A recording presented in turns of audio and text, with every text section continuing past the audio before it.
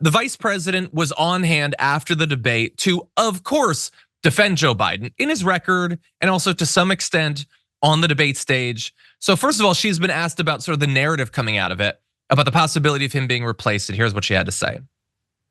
CNN's John King has described a panic inside the Democratic Party right now because of President Biden's performance in tonight's debate. He's been hearing from Democratic lawmakers and others around the country. Some within your own party are wondering if President Biden should even step aside. What do you say to that? Listen, first of all, what we saw tonight is the president making a very clear contrast with Donald Trump on all of the issues that matter to the American people. Yes, there was a slow start, but it was a strong finish. No, it wasn't. His closing remarks were bad. It was a slow start, and he was better-ish in the second third of it, but not great. And it was not a strong contrast on policy. You could say it was a strong contrast on some kind of temperament, some kind of values. No, it could have been a strong contrast on policy, but that requires you to actually articulate the policy and draw those contrasts. That's what we should have gotten. That is unfortunately not what we got. Anderson Cooper's gonna push her a little bit. Take a look at that.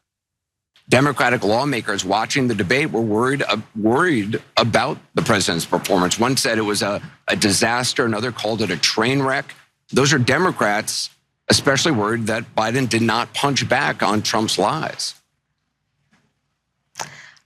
Listen, people can debate on style points, but ultimately this election and who is the president of the United States has to be about substance. Yeah, no, I agree on that. But again, he didn't do well on substance. I would argue that he lost on the exchange over abortion and democracy, January 6th, criminality, climate change, like all these topics. He is better, obviously, on all of these things than Donald Trump, but that's not what a third party who hasn't been following things would get from that debate. And to dismiss all of the concerns as style points, like, look, this is her job. She's not gonna come out and criticize Joe Biden. I wouldn't expect her to. It would be weird if she did in the immediate follow-up. But that said, this is not a good response. This is not actually going to reassure people. She's doing her duty, but I don't see how it even helps Joe Biden. And we'll probably have more, but Brett, what do you make of that?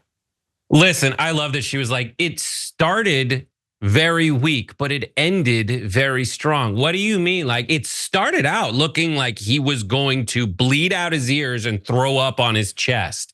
And at the end, it was pretty strong. It must have just been internal bleeding and diarrhea. Like, that's where you're at. The video will continue in just a moment, but first I have a message for you. TYT needs your help. Membership is vital to survival. So please go to tyt.com/team and become a member today.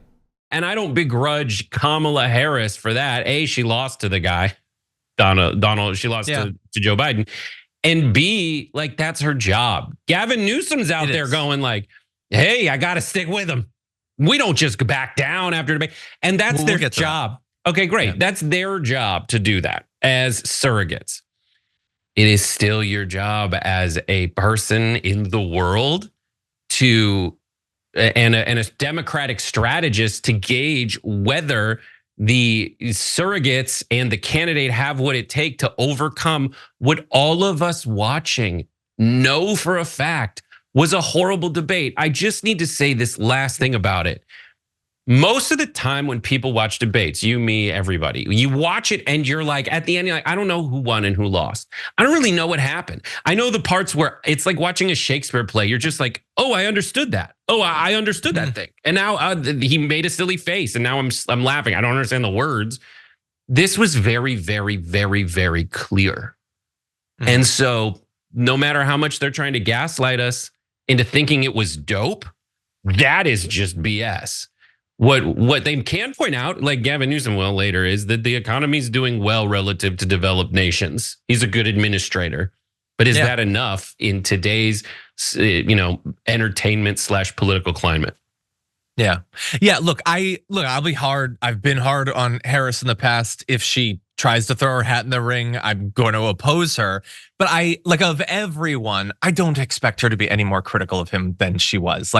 I think it's embarrassing sometimes when surrogates go out and utterly pretend that there's no issues with a Donald Trump or something, but she's the VP. She's supposed to do that. And we've already acknowledged a couple of things that he did in the debate that were okay. He had a couple good lines. You have the morals of an alley cat. I like that. That's a good Bidenism. When he's I think it's I like it. 08 Biden has to say something like that. 24 Sure. Biden is just hey, I'm trying to give him the minor credit that I can. Okay. I liked when he called him a whiner over losing the election. That was good. That was fine. And none of this is I see people who are commenting yeah, but he's gotten stuff done during his first term. We're debating the debate right now. That's what we're debating. And also the opportunity to use the debate to point those things out. Because he is trailing. He needs to catch up. We've been saying for a very long time he needs to stress the things that he's accomplished. We've been doing tons of fact checking here on TDR about how inflation has been improving and Fox News is denying that, how crime has been improving and Fox News has been denying. We literally just talked earlier this week about how border crossings are going down. All of that is good, and he did mention the border crossings going down, but he needs to be a way better communicator on these things than we are. He has a slightly bigger platform, and I would argue that he was a much worse communicator. And so it's her job to defend him. It's our job to tell you what we think is the truth. And that's what we're going to do. And people who are yeah, but you should still vote for it. That's not what we're debating at all. If Joe Biden is the candidate on election day, obviously I want him to win. I hope that that's obvious. We're not questioning that at all. We're just saying he doesn't have to be the nominee. It's not a divinely mandated thing. The system does not fall apart if he is replaced. Indeed, our chances almost necessarily go up, not only for the presidency, but also for control of the Senate and control of the House and the future of the Supreme Court. And probably down ballot races even lower than that as well. It is not a foregone conclusion, and we want to be a part of the conversation about how we can potentially maximize our chances going forward.